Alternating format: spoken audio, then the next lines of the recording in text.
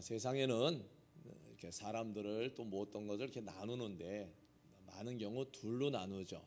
그래서 오늘 말씀도 사람을 두 부류로 나누어 본다면, 한 부류는 모든 일에 불평과 원망이 많은 사람, 또 한 부류는 그래도 모든 것에 감사하며 사는 사람, 이렇게 우리가 나눠 볼 수가 있습니다. 우리가 그런 믿음 안에서 볼 때 어떤 사람이 감사하고 살아갈까, 어떤 사람이 감사하면서 살아갈까 생각을 해보면, 모든 것이 주의 은혜라고 생각하는 사람, 믿는 사람, 이러한 사람은 늘 감사하며 살아가게 될 것입니다. 모든 것이 주의 은혜라고 고백하며 사는 사람, 바로 예수의 사람들이죠. 모든 것이 주의 은혜라고. 그래서 여러분, 저와 여러분은 뭘로 살아가야 되느냐 하면 하나님의 은혜로 살아가야 한다는 거죠. 우리 찬양도 하잖아요. 은혜 없이는 살아갈 수가 없네. 찬양의 가사만이 아니라 우리의 신앙의 고백이 되고, 살아갈 때 그래, 이것도 하나님의 은혜야, 이것도 하나님의 은혜지, 이러면서 살아가면 모든 일들이 불평과 원망보다는 감사가 더 많게 될 줄로 믿습니다. 왜 성도에게 그러면 은혜가 필요하냐 하면은요, 첫째, 은혜가 아니면 우리는 성도가 될 수 없고요. 둘째, 은혜가 아니면 우리가 성도로서 살아갈 수가 없기 때문에 그렇습니다. 그러니까 우리가 성도가 되는 것도 하나님의 은혜, 성도로서 살아가는 것도 하나님의 은혜. 그러니까 뭐예요? 우리는 하나님의 은혜 없이는 살아갈 수가 없는 사람들이다 라고 하는 거죠. 은혜 없이는 살아갈 수 없는 사람, 그러면 날마다 뭐 해야 될까요? 은혜가 충만해야 되고요. 또 은혜를 날마다 사모하며 간구하며 살아가야 하는 것이죠. 톨스토이도 그런 얘기를 했어요. 사람이 무엇으로 사는가라는 단편집에 하나님의 은혜로 산다, 이런 이야기를 했습니다. 그래서 우리는 은혜로 살고요, 날마다 그래서 은혜를 구하며 은혜를 받으며 이렇게 살아가야 하는 것이죠. 이런 말도 있죠. 다른 건 다 잊어도 이것만큼은 죽어도 잊으면 안 돼. 죽어도 이것만큼은 잊으면 안 돼. 너 뭐죠? 정말 모든 것은 다 잊는다고 해도 무슨 일이 있어도 잊지 말아야 할 것은 바로 우리 주님의 은혜라고 하는 것입니다. 어떤 은혜요? 죄와 허물로 죽었던 저와 여러분들을 구원하여 주신 은혜입니다. 그 은혜는 우리가 잊어서는 결코 안 된다는 사실입니다. 오늘 말씀의 제목을 읽어볼까요? 말씀의 제목 시작. 값없이 받은 가장 값진 선물. 값없이 받은 가장 값진 선물, 그게 뭐죠? 구원이죠. 다 잊어도 이것은 잊지 말아야 합니다. 구원은 하나님의 은혜로 우리가 받은 선물입니다. 값없이 받은 가장 값진 선물, 오직 주님 주신 믿음으로 받았다는 사실을 또한 잊어서는 안 되는 것입니다. 그래서 오늘 말씀을 제목을 다른 제목으로 또 잡는다면, 우리에게 은혜가 필요한 이유, 우리가 하나님의 은혜를 잊어서는 안 되는 이유, 이렇게 또 다른 제목을 붙여볼 수가 있는데요, 우리가 그 하나님의 은혜를 잊는 순간, 잊어버리는 순간, 우리가 허물과 죄로 죽었던 내 과거의 삶을 같이 잊어버린다는 거죠. 그래서 우리에게는 은혜가 필요하거든요. 허물과 죄로 죽었다라는 말은 하나님을 알지 못하고 살던 인간의 모습을 잘 표현해주고 있는 거예요. 인간이란 본래 죄로 죽었던, 허물과 죄로 죽었던 존재, 진노의 자녀, 세상 풍속을 쫓고 공중 권세 잡은 자를 따라다니고 육체의 욕심을 따라 지내는, 쉽게 말하면 죄의 노예, 사단의 노예였던, 이것이 우리 과거의 우리의 삶의 모습이라고 하는 거죠. 그러니까 이게 인정이 안 되면 예수님을 믿을 수가 없어요. 이게 인정이 안 되면 예수님을 만난다라고 하는 것은 불가능한 일이에요. 이게 인정이 될 때 우리가 예수님을 만나게 되는 거거든요. 허물과 죄로 죽었던이라는 말은 죽을 수밖에 없는 죄인이라는 말보다는 이미 죽었다라는 거죠. 이미. 어떤 모습이냐면요, 에스겔 골짜기에 마른 뼈와 같은 아무 희망이 없는 그러한 존재였다라는 거예요. 허물과 죄로 죽었다라는 말은요. 오늘 그러한 허물과 죄로 죽었던 저와 여러분을 살리셨다라는 말씀이에요. 뭐로요? 은혜로. 은혜로. 2절에서 10절의 말씀은 1절에 있는 말씀을 잘 이렇게 설명해 주고 있다고 볼 수가 있는데요, 2절과 3절의 말씀을 보면 허물과 죄로 죽었던, 즉 영적으로 죽은 자들의 특징, 저와 여러분들이 예수님을 만나기 이전의 우리의 모습입니다.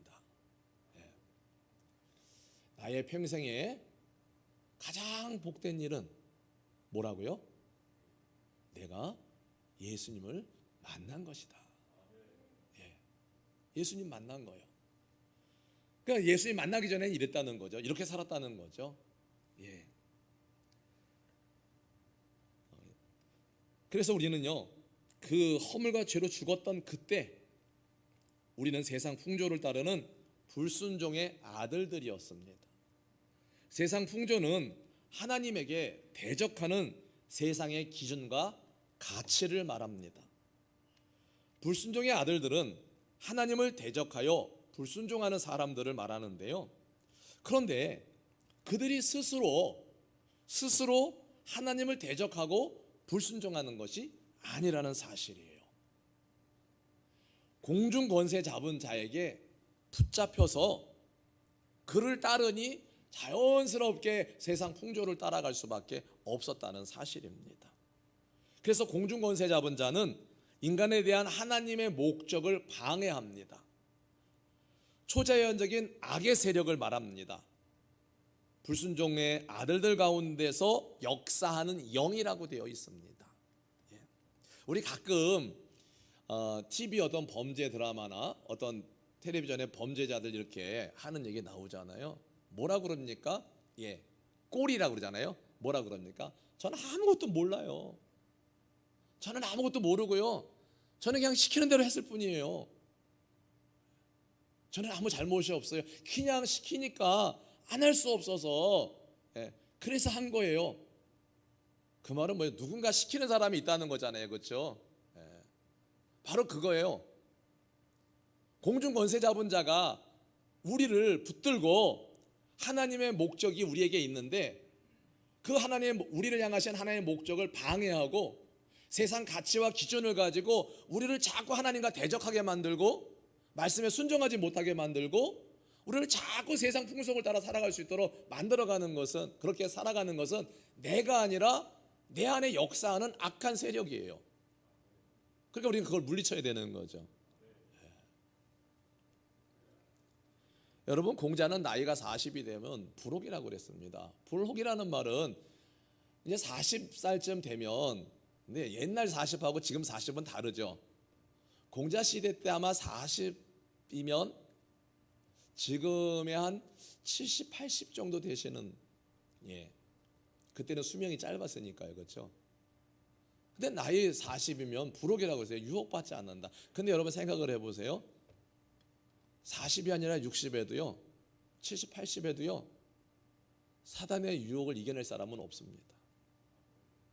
사단의 유혹은요, 이겨낼 방법이 없어요. 우리 예전에 어떤 집사님이 그런 보이스피싱이 있잖아요. 혹시 우리 중에서 당해보신 분 계실 수 있는데요, 그분이 그러는 거예요.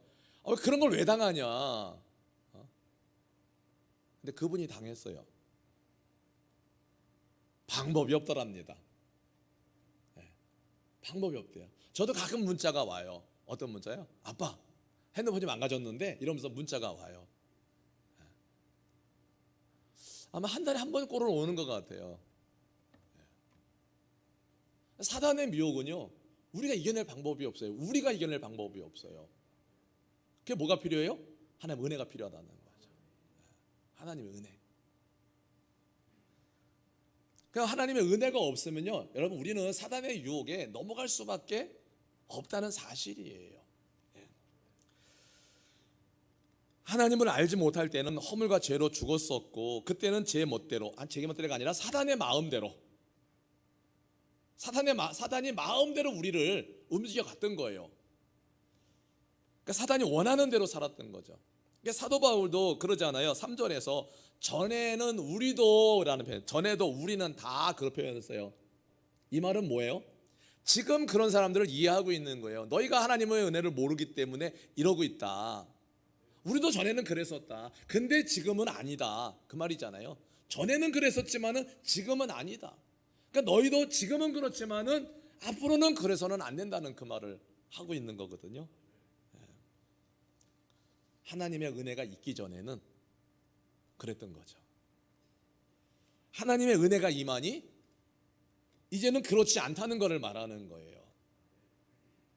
그러니까 전에 했던 것에 사도 바울의 그 말에 중심이 있는 게 아니라 하나님의 은혜를 받고 난 다음에 지금의 삶에 무게 중심이 있는 거예요. 그러니까 지금 너희들도 그러지만은 너희도 하나님의 은혜를 입고 나면, 너희가 주님을 만나고 나면 너희들도 이렇게 된다는, 이것에 무게 중심이 있다는 사실이죠. 전에는 육체의 욕심을 따라 지내고 육체와 마음이 원하는 것을 하고 다른 일보다 더 본질상 진노의 자녀였다. 본래는 우리도 너희들과 별반 다르지 않게 살았었다. 그런데 생각해 볼 거는 이런 것도 있죠. 우리가 예수를 믿으면서도 아직도 그 육체의 욕심을 완전히 끊어내버리지 못하고 사는 경우들도 있어요. 그래서 허물과 죄로 죽었던 하나님과 단절되었을 그때 나를 건지신 그 주님을 바라보고 의지하고 살아가야 하는 것이죠. 왜 그럴까? 은혜가 없기 때문에. 은혜라는 거는 여러분 이렇습니다. 우리가 살아가는데 하나님의 은혜면 뭐 다 되지 뭐, 아니에요. 하나님의 은혜는 다양하게 옵니다. 가정에 주시는 은혜, 내 사업장에 주시는 은혜, 사람들과의 관계 속에서 주시는 은혜, 내 건강에 주시는 은혜, 다 은혜가 달라요. 통틀어서 은혜라고 하지만은 여러분, 그 은혜가, 우리는 내 건강을 위해서도 하나님의 은혜를 부어주셔야 되고, 내 가정의 평안을 위해서도 하나님 은혜를 주셔야 되고, 내 사업장의 번성을 위해서도 하나님 은혜를 주셔야 되고, 다 하나님 은혜를 여기 그 은혜를 다 주셔야 된다는 사실이에요. 여러분, 가정은 평안한데 사업이 쫄딱 망해버리면 안 되잖아요. 그렇죠? 가정은 하나님의 은혜로 날마다 은혜가 넘치는데 사업은 날마다 안 돼요. 그거 안 되거든요. 그러니까 가정에도 은혜 주시고, 사업장에도 은혜 주시고, 내가 누구 만날 때 은혜 주시고.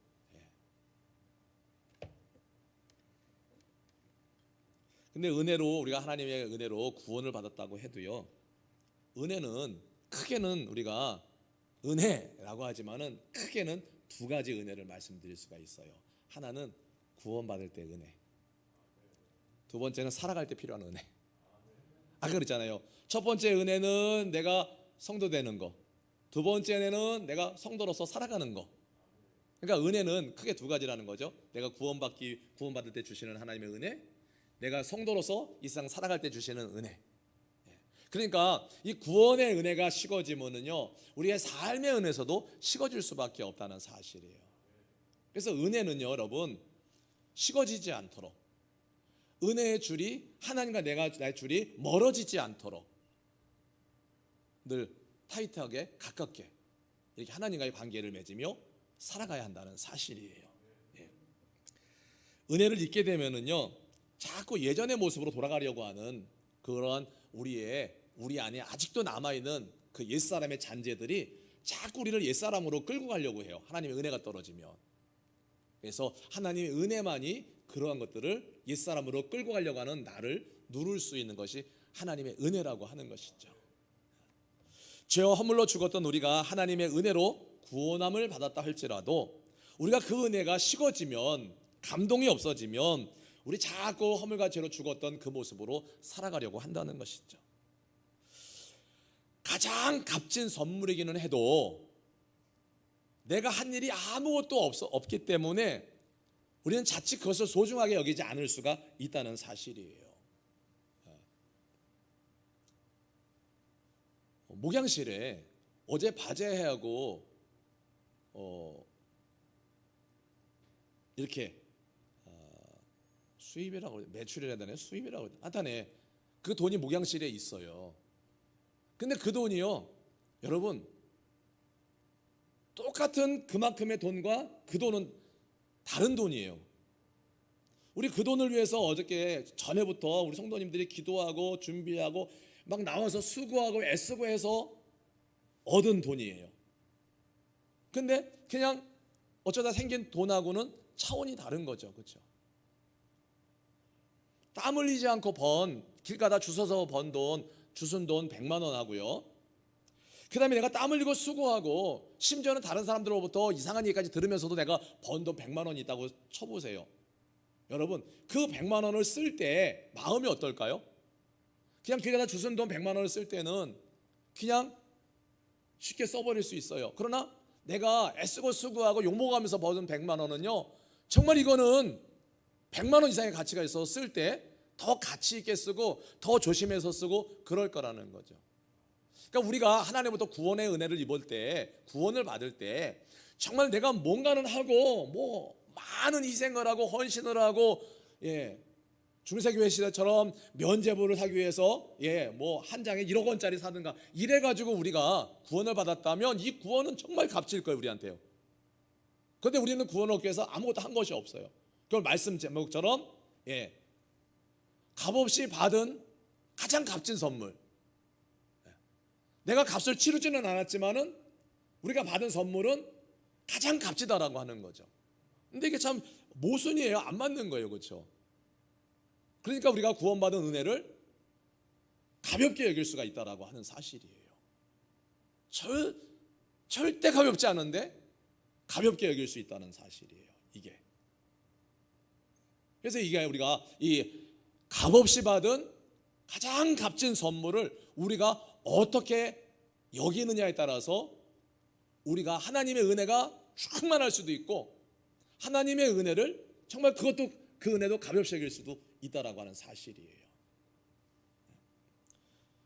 여러분, 우리가 배고프면 뭐 합니까? 밥을 먹죠. 그러면 배고픔이 없어지죠. 여러분, 그거 끝 아니잖아요. 그렇죠? 또 활동하고 생활하다 보면 또 저녁 때가 되면 또 배고파요. 그렇죠? 그러면 또 밥을 먹어야 돼요. 그것처럼 우리는 하나님의 은혜를 한 번 입었다고 끝이 아니라 하나님의 은혜는 날마다 사모하고 하나님의 은혜는 날마다 받아야 되고, 가정에서도 받아야 되고, 직장에서도 받아야 되고, 사업장에서도 받아야 되고, 하나님의 은혜를 우리가 받아서 늘 하나님의 은혜 가운데 살아가야, 뭐로 살아가요? 믿음의 사람으로 우리가 힘있게 살아갈 수 있다는 사실입니다. 그래서 우리는 좀 이따가 마지막에 부를 찬양, 뭐죠? 모든 것이 주의 은혜라는, 모든, 그 은혜 아니면 안 된다라고 하는, 찬양만 할 것이 아니라 정말 은혜 아니면 아무것도 될 것이 없다, 이런 믿음으로 우리가 모든 삶의 자리에서 우리가 살아가야 된다는 사실이죠. 우리가 하나님의 또 은혜를 잊어버리게 되면 하나님의 풍성하신 그 사랑을, 그 큰 사랑을 우리가 그 사랑도 잊어버리게 된다는 사실이에요. 여러분, 우리가 하나님께 그 큰 은혜를 잊게 된 이유가 뭔지 아세요? 죄와 허물로 죽은 우리가 너무 불쌍한 거예요. 그래서 우리를 긍휼히 여기셨어요. 그래서 하나님의 큰 사랑을 보여주셨는데 그게 뭐예요? 예수 그리스도죠. 이런 하나님의 우리가 은혜를 잊어버리면 그 하나님의 그 풍성하게 베풀어 주시는 긍휼히 여기셔서 풍성하게 베풀어 주시는 하나님의 사랑 또한 우리가 잊어버리게 된다는 사실이에요. 근데 오늘 말씀에 보면요, 4절과 7절 말씀에 보면 특징이 하나 있는데요. 어떤 특징이냐면요, 함께라는 말과 그리스도 예수 안에서라는 말이 있습니다. 함께라는 말과 그리스도 예수 안에서.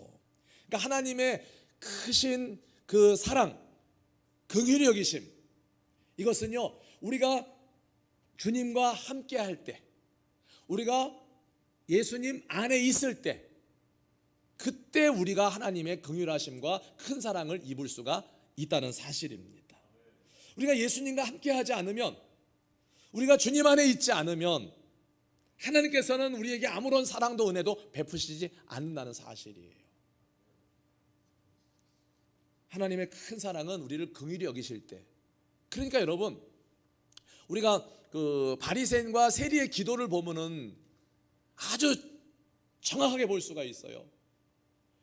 여러분, 바리새인이 와가지고 막 손들고 기도할 때 하나님이 보실 때 얼마나 가소로웠겠어요, 그렇죠? 지가 말씀대로 살면 얼마나 산다고, 자기가 잘 살았다고 말하면 하나님 눈에 보실 때 흠잡을 게 없을까요? 그런데 그 바리새인은 그러고 기도를 하고 있거든요. 그런데 세리는 정말 고개도 들지 못하고 성전 문 앞에 엎드려가지고 나는 죄인입니다, 나는 불쌍히 여겨주십시오 라고 기도하니까 하나님이 그는 긍휼히 여기시고 그를 의롭다 하시고 그에게 은혜를 베풀어 주신 것이죠. 그러니까 우리는 날마다 하나님 앞에 주여 나를 긍휼히 여겨 주옵소서, 지난 한 주 동안 우리가 말씀대로 산다고 믿음으로 산다고 했지만은, 여러분, 그렇게 사는 시간도 있었지만은 정말로 하나님의 마음을 아프게 하고 하나님의 뜻에 맞지 않는 시간들을 보내기도 하고 그렇게 산 것도 있을 거란 말이죠. 그러면 하나님 앞에 나와서 뭘 해야 돼요? 주여 긍휼히 여겨 주옵소서. 믿음으로 산다고 했는데 하나님을 기쁘시게 하지 못한 일이 참 많습니다. 긍휼히 여겨 주옵소서. 이래야 하나님이 긍휼히 여겨 주시고 사랑을 베풀어 주시고 은혜를 베풀어 주신다는 사실이죠. 어느 하나도, 여러분, 저나 여러분이나 어느 누구 하나도 여기 나와서 예배할 때 나는 잘 살아서 어깨 피고 고개 뻣뻣이 들고 이렇게 예배할 사람은 아무도 없다라는 사실이에요. 하나님의 은혜를 잊어버리면 그렇게 된다는 거죠. 그래서 우리 성도들은요, 저와 여러분 우리 모두는요, 하나님의 은혜를 잊어버리고 잃어버리면 안 되고 날마다 그 은혜 가운데, 날마다 그 은혜를 사모하면서 살아가야 한다는 사실입니다. 그것도 중요한 거는요, 뭐냐면은 우리가 하나님의 은혜를 잊어버리면, 아까 두 가지라고 했잖아요.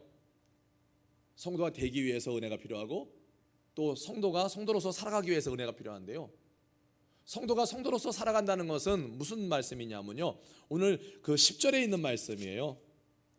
우리는 그가 만드신 바라 그리스도 예수 안에서 선한 일을 위하여 지으심을 받은 자니라고 했어요. 선한 일을 위하여 지으심을 받았다. 그러니까 우리가 하나님의 은혜가 없으면 선한 일을 할 수가 없다는 사실이에요. 여러분, 경험들 다 해보셨을 거예요. 자, 어떤 경험이냐면요, 이런 경험입니다. 하나님의 은혜가 충만해요. 여러분, 우리 각자가 하나님의 은혜가 참 충만해요. 그럼 무슨 생각할까요? 은혜가 충만할 때 무슨 생각할까요? 하나님 생각하고, 하나님 뭐 좋아하실까? 내가 어떻게 하면 좋아하실까? 이런 거 생각하잖아요, 그렇죠? 은혜가 충만하면. 근데 은혜가 떨어지면은 그런 생각 잘 안 하죠, 그렇죠? 그런 생각 잘 안 한다는 거예요. 그래서 우리가 은혜를 잊어버리면 안 되는 이유가 뭐냐면은, 하나님이 나를 왜 지으셨고 왜 예수 그리스도를 통해서 왜 다시 지으셨는지 은혜가 충만하면 그거를 알게 된다는 거예요.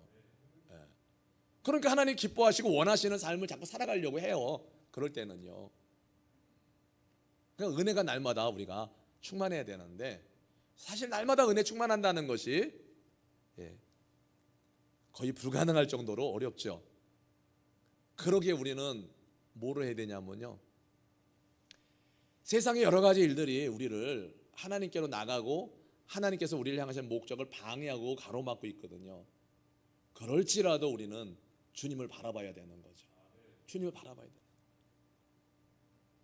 내가 지난주에도 말씀드렸습니다. 내가 지금 믿음으로 하나님을 기쁘시게 하는 삶을 못 살아가. 그런데 우리는 알아요. 우리가 어떻게 살아야 되는지를 알아요, 다. 그럴 때는 그 말씀을 꽉 붙들고 주님을 바라보는 거예요. 그러면 주님께서 우리에게 그렇게 살아갈 수 있는 힘을 주시는데 그게 뭐예요? 은혜라는 거죠. 그러니까 우리가 그 말씀, 약속의 말씀을 꼭 붙들고 주님, 내가 지금은 이 말씀대로 살아갈 힘이 없습니다. 그래도 그 말씀 믿으니까 붙들고 있어야 되는 거죠. 그리고 주님 바라보면 주님이 내게 은혜를 베푸셔서 나로 하여금 그렇게 살아갈 수 있도록 해주신다는 사실이에요. 여러분, 이 세상에 수십억 사람이 예수 믿는 사람들인데 예수를 믿는 사람들이 가장 좋아하는 성경 구절이 이거라고 그래요. 빌립보서 4장 13절 말씀, 내게 능력 주시는 자 안에서 내가 모든 것을 할 수 있느니라. 이 말씀을 이 세상에 예수 믿는 사람들이 제일 좋아하는 성경 구절이래요. 그런데 여러분, 그 말씀을 잘 보세요. 내게 능력 주시는 자가 누구예요? 그렇죠. 그런데 누구 안에 있을 때요? 주님 안에 있을 때. 주님이 능력을 주시는데 누구에게 줘요? 주님 안에 있는 사람에게. 주님 안에 있는 사람에게 그 능력을 주신다는 거예요. 그래서 내게 능력 주시는 자, 그분 안에서 내가 모든 것을 할 수 있다는 거지, 그분이 능력을 주시면 내가 모든 것을 할 수 있다라고 하는 말은 아니에요. 조금 달라요. 말씀을 보면은요. 그래서 주님 안에 있다는 게 참 중요한 일이에요. 여러분, 죽으나 사나 주님 안에 계시기를 바랍니다. 죽으나 사나 주님 말씀 붙들고 사시기를 바랍니다. 죽으나 사나 주님을 바라보시기를 바랍니다. 지금은 내가 설령 주의 뜻대로 못 산다 할지라도 주님을 바라보시는 거예요. 주님 말씀 붙들고 사는 거예요.